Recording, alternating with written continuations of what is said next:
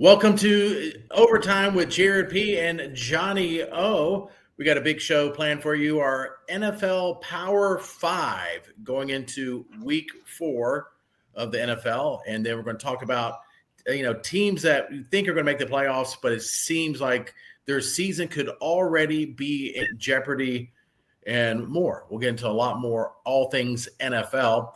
But first, let's thank our title sponsor, Elite Performance Chiropractic. Owner, doctor, chiropractor, Jeremy Phillips, former guest here on the show, former professional football player. He'll get you back feeling better than ever. State-of-the-art technology and techniques for all ages. Elite Performance Chiropractic at Greensboro and Winston-Salem.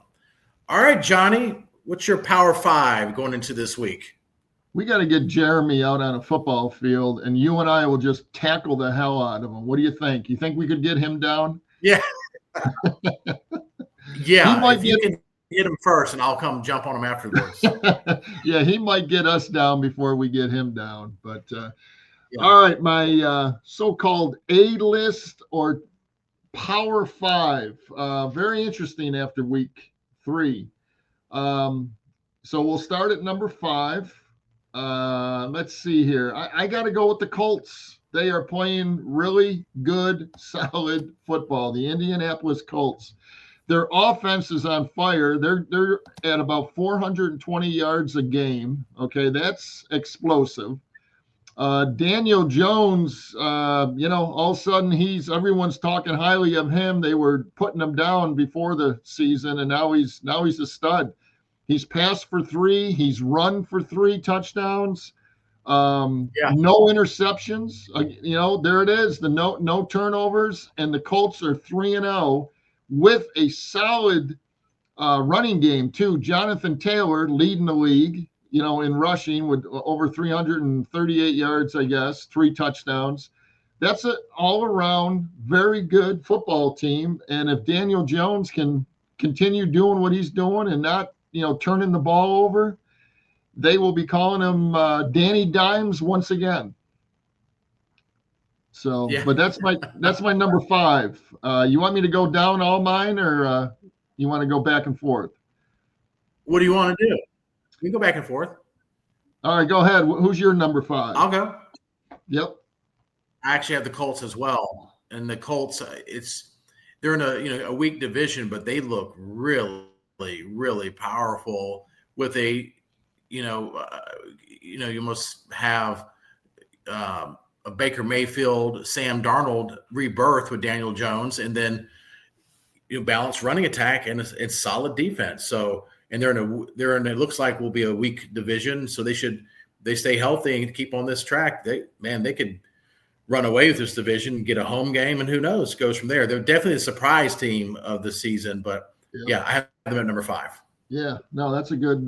They deserve to be in the 5 for sure. My number 4 are I almost said it, San Diego Chargers, the LA Chargers. They got a quarterback, they got defense, and they got coaching. I mean, are you kidding me? Justin Herbert is still throwing the ball all over the ballpark. They're 3-0 in that division, and I believe it's 3-0 in the division too. They've beaten all divisional opponents. Their defense is going to be Jim Harbaugh type defense, but it's funny, their running game really hasn't done much. Their star running back, their go-to is that Omarion Hampton from your North Carolina Tar Heels. That can run, man. He can run, but he's got a couple touchdowns for him. But so far, their offense has been more pass happy. Their defense is stellar, and their coaching is outstanding. So the Chargers are my number 4 team. At number 4, the Philadelphia Eagles. I thought you knew. You want to leave the podcast? Yeah. And the reason being is that their offense is anemic. What's with their inconsistent offense? I know this happened a lot last year. I think against the Chiefs, they had like 100 yards passing and like 99 yards rushing. I mean, they won, but it's like that's concerning to me that their offense has seemed to take a step back, and they have all the same weapons basically. I don't know if we kind of say that Jalen Hurts is the reverse Lamar Jackson, where he's better in the playoffs than he is in the regular season. Maybe we're seeing more of that, but that gives me pause with the Eagles, and it's hard to repeat and all that. So I have not been impressed, and they talk about the luckiest win I've ever seen against the Rams. So this team easily could have 2 losses. So anyway, I am an Eagles hater. But they don't. Also, I think it's true that they don't have 2 losses. They don't. And they're the best team. So they are not the best team so far this year. They're 19-1 in their last 20 games. Something is going right. And secondly, Jalen had to throw the ball the other day, so he decided to throw for 3 touchdowns, 226 yards, and run for another touchdown. I don't know what do people want from the Philadelphia Eagles besides being Super Bowl champs and winning 90% of their friggin' games over the past 3 years. I mean, it's unbelievable. But I respect your opinion. Your name is on the show. You got first billing, which, we're going to talk about that after a couple of years. But I'll go with it. Yeah. Well done. Well done. And if you have the Chiefs ahead of them, then there's going to be a problem. I will hang up on you. I might. You'll have to wait and see. All right. I'll let you give us your number 3 first. My number 3 is the Detroit Lions. I think they had an opening weekend disaster. And since then, it looks like Ben Johnson is running their offensive coordinator or their offense again. And they named the guy 5 times last night. I can't remember his name. He's been around the NFL for 18 years, the new offensive coordinator. It looks fun. They're putting up huge numbers, and they moved the ball with ease against the Baltimore Ravens, which some going into the season are Super Bowl favorites, and they've obviously have played a very difficult record or difficult schedule so far. The Ravens have, as have several teams, but including the Eagles and others. But they're so balanced on offense. I mean, they have everywhere you turn. You have a 2-headed monster in the backfield. Then you have 2 great receivers, a good tight end, and a quarterback who typically he'll have one game where he'll throw like 4 interceptions at some point, but typically does not make mistakes. And I think the key this year is their defense is healthy so far, and they sacked Lamar Jackson 7 times last year, which I think is the most he's ever been sacked in a game. And so I really like Detroit a lot. They outside that opening game stinker, which sometimes the first game, it's like their first preseason game. The starters haven't played, and they kind of look like it. They are firing on all cylinders. I think they've scored 90 points in the last 2 games. So I like the way Detroit is heading. That's it. Now that is one hell of a football team, no doubt about it. But my number 3, and I flip-flopped right before the show began, my number 2 and 3. I flip-flopped them. So my number 3 are the Buffalo Bills. Buffalo Bills have Josh Allen. They have Josh Allen, and then they have Josh Allen again, and that's all they need, it seems, man. He does it all. That could get them in trouble, but it's not right now. They're 3-0. They're playing great. He's playing, wonderful behind center. But they're my number 3 best team as we speak in week 3, and I'm going to stick with it because James Cook, the running back, is doing outstanding too, but Josh Allen is the bulk of that team. And boy, if something ever happened to him for a few games, it would be a disaster for that team. But that's my number 3. All right. Let's go in. At number 2, I have the LA Chargers. I think some of the things you said with Herbert. I mean, they're letting him throw the ball. Harbaugh is a turnaround artist. Here it is, year 2. They made the playoffs last year, snuck into the playoffs last year. And, it went from, like you said, run heavy team to letting Herbert be Herbert and use his weapons and his skills and then the thing is like they still Omari and Hampton is going to be a really good running back, and we haven't really seen it yet. They haven't really tried, so it's like I like to see what got the Chargers at number 2, the second best team.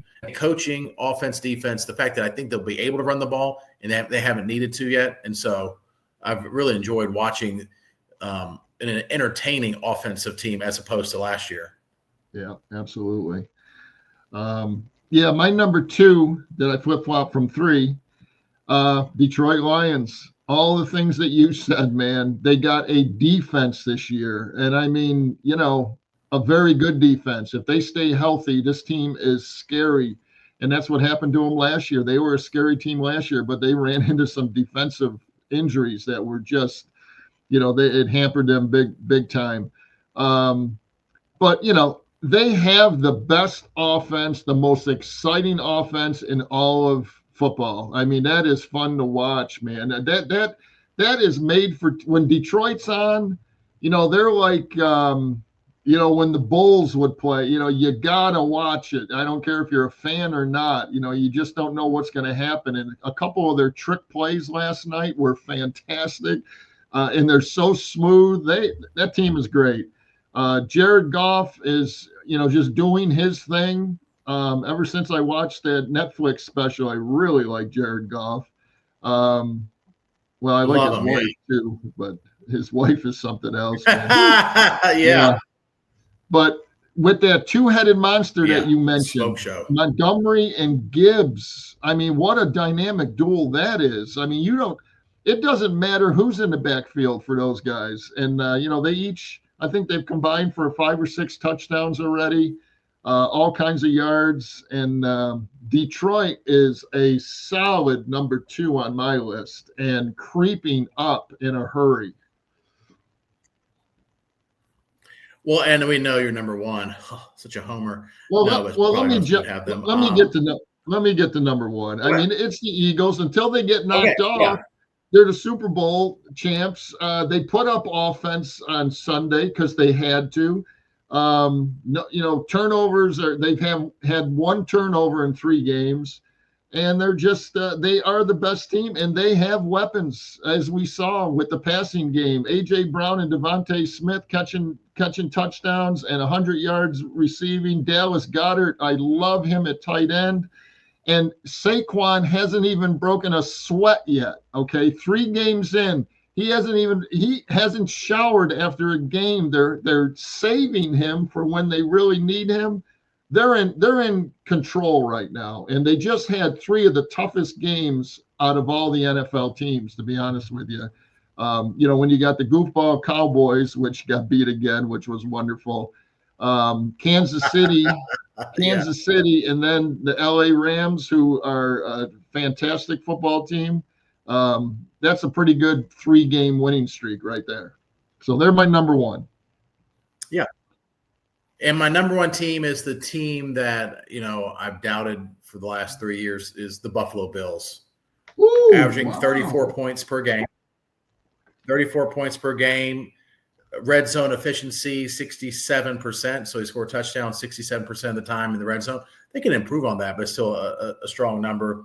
And their third down, they convert 43% of their third downs and 100% of their fourth down conversions. And that's all Josh Allen. So I like that. I thought their defense looked good in the last game, but that still is my concern, is their defense. But they're putting up a lot of points.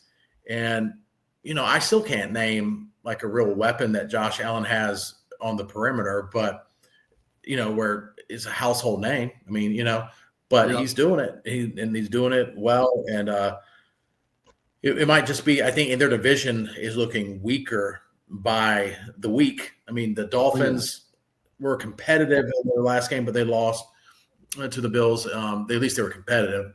New England is all over the place. And then the Jets are the Jets. The Jets have improved, but they're better. I think they're a little bit better than they were last year, but not much. I mean, they're going to run away with that division. Easy. And they can't catch a break, man. God, they should have won that game on Sunday when they blocked that field goal, and then they end up getting beat anyway by Tampa Bay. Baker Mayfield, man. Wow, yeah. Baker Mayfield. So just like the Rams should have won too against those despicable shoulda, coulda, Eagles. Although, I mean, we may talk about this briefly. Oh, go ahead. Real quick, those should-have wins, they don't get you in the playoffs, man. They just don't get, wait a minute. Don't. Man, the Rams, they had the Eagles beat for 57 minutes. Yeah, we can't put them in the playoffs. 3-0, baby. But, this could be something. It might be a new trend. We'll see. Go ahead. I'm sorry. Yeah, I know. Gloat while you can. I mean, I would be doing the same thing. But our special teams, are they figuring out how to block kicks? I know. Because there's a lot of block kicks on Sunday. And so is there something we're seeing that, that's the most block kicks I've ever seen in one Sunday. I know. Or one week. And so I don't know. I mean, at least in modern times. So I don't know if it's a trend or not. I thought the same thing, and that is quite interesting. We'll find out. All right, let's thank our other sponsors. All right. Who you got, Johnny, for our other sponsors? I got Estate Jewelry and Loan, something old, something new. Estate Jewelry has a great selection of new and estate jewelry, and you can really find a nice, unique piece for any occasion in Brian's showroom. You can catch up with them over at 2511 Battleground Ave, and also go online to their website at estatejewelryloan.com.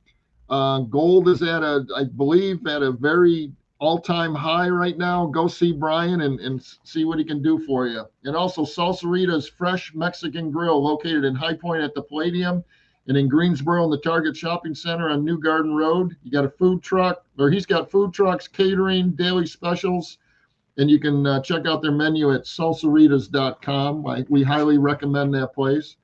Shank and Torrance Insurance, my insurance people, located in Greensboro, but they serve the entire Triad and state. Brian Torrance specializes in personal insurance, including auto, homeowners, and life insurance.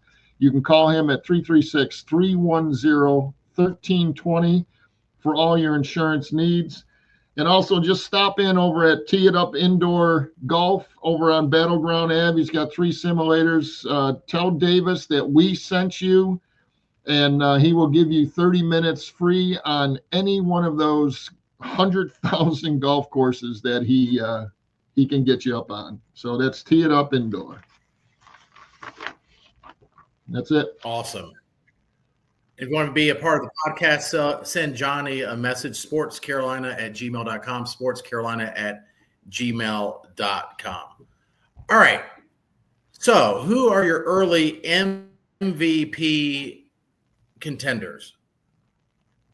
For me, if I were to go now, I mean, I would obviously, go ahead. Go ahead. They're all quarterbacks. I got 3 quarterbacks that are definitely well-deserved. Justin Herbert looks like an MVP candidate right now. 860 yards, 6 touchdowns, 1 interception, completing about 70% of his passes. Josh Allen is just you hate to call him a one-man show, but man, that's an MVP right there. Josh Allen putting up stupid numbers. 5 touchdowns, 0 interceptions, which used to be his nemesis. 70% accuracy, and plus he's run for 120 yards and 2 other touchdowns. So he's right there. And then my last but not least, and just having another terrific season, Jared Goff, man. 7 touchdowns, 1 interception, completing 78% of his passes, and he leads the best NFL offense that there is in the game today. Jared Goff is right in that running. Justin Herbert and Josh Allen are my 3 picks if we ended the season after week 3.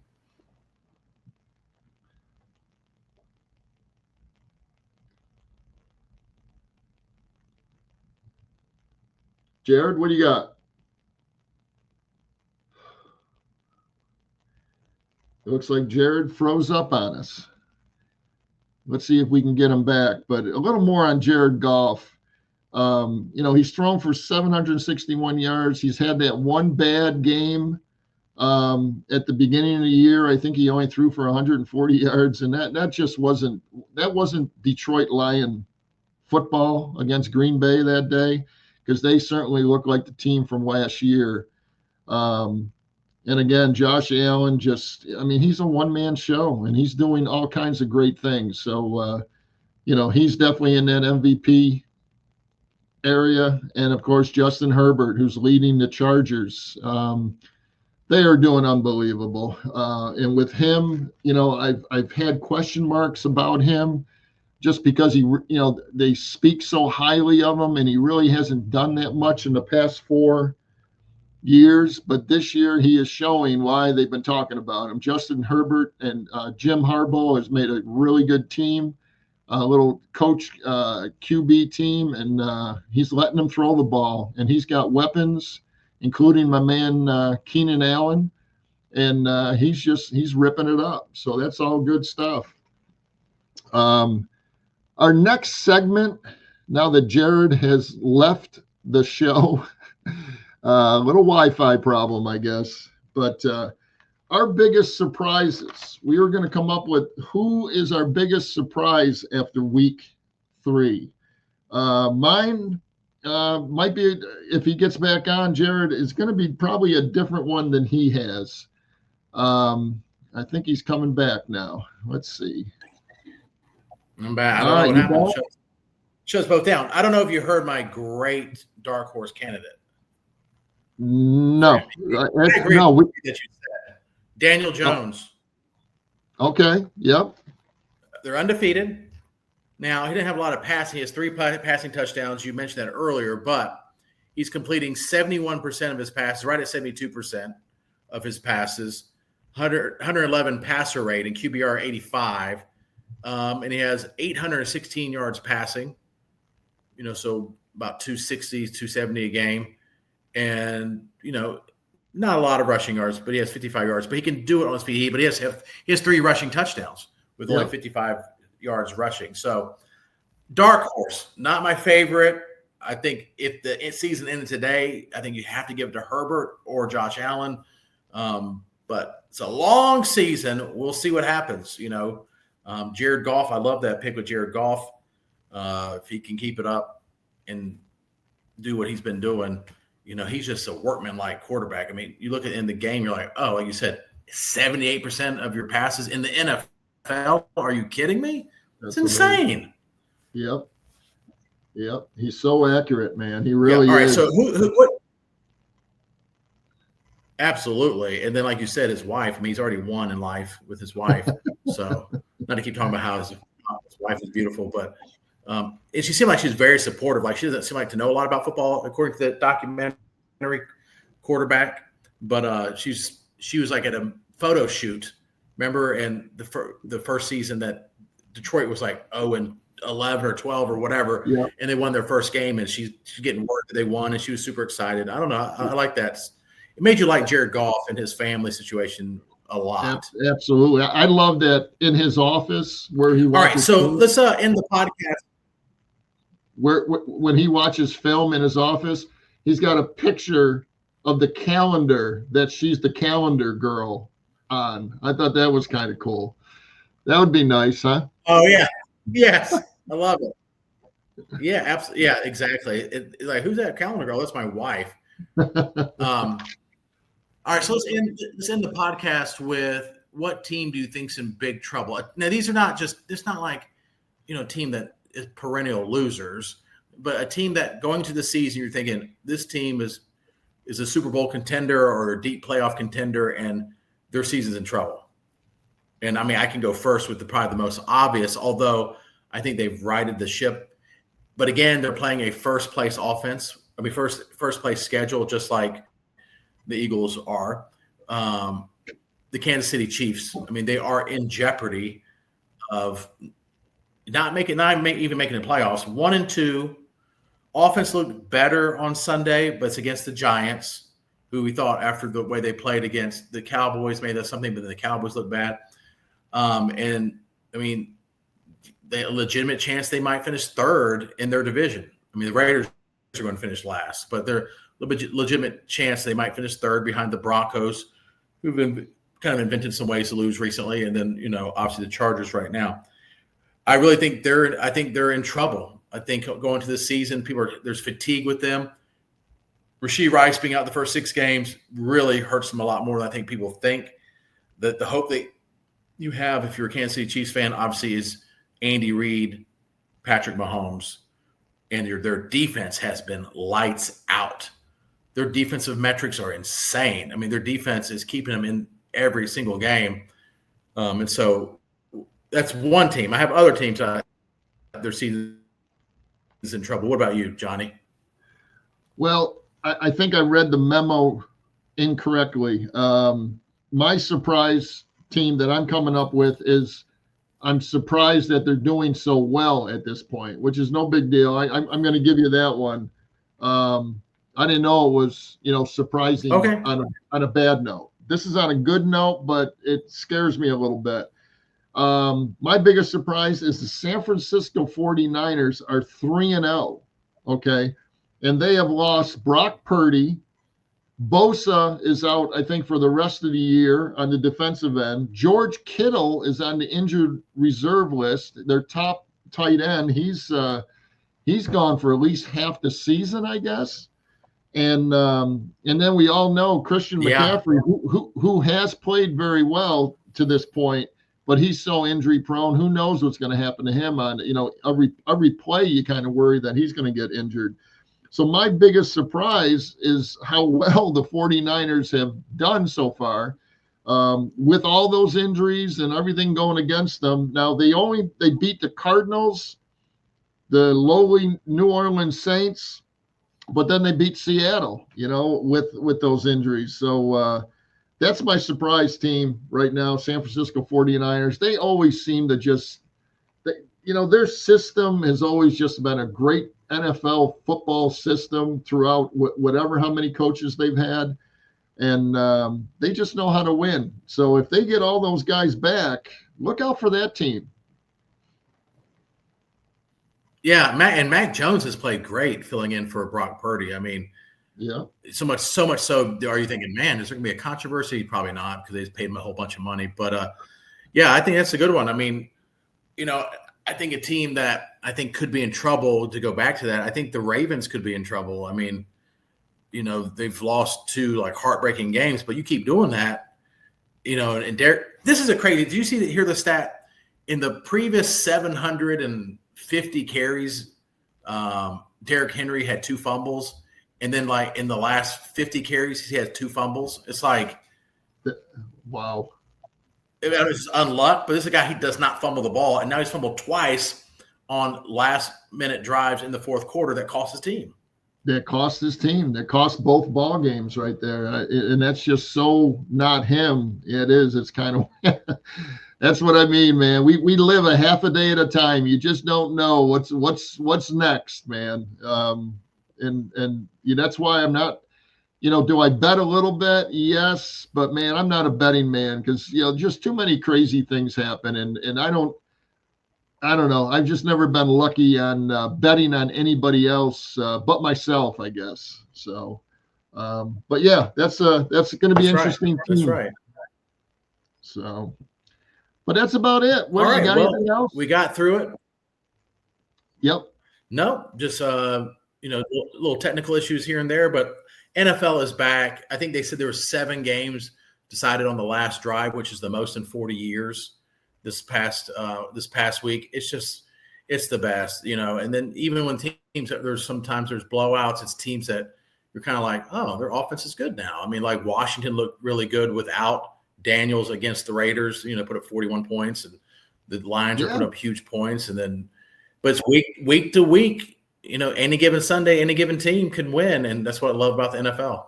Hey, how about Carson Wentz for Minnesota putting up all those points for Minnesota? Yeah. McCarthy doesn't need to come back. He can sit out another season for all I care. That was unbelievable. So. But who's the backup for the Commanders? Oh, Mariota. Oh my gosh, he looked fantastic. Oh no, did you freeze up again? Yeah. Doesn't make mistakes, and he can still run. He can still run.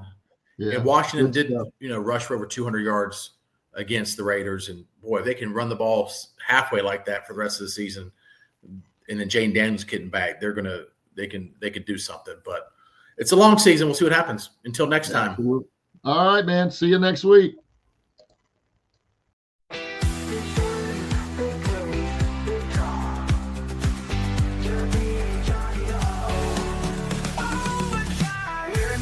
Overtime pay. We're talking the overtime play.